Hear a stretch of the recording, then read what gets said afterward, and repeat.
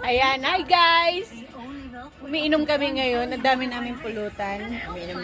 Ayan, merong, anong tawag dito? Paa ng manok. Adidas. Ayan yung aming mocho. Tiki-tiki. Tapos, ayan, nagbalat siya ng mangga. Ayan. Tapos meron pa kaming ano, anong tawag dito sa inyo? Bye-bye daw to guys. Bye-bye. Ito yung tiki-tiki namin. Ayan.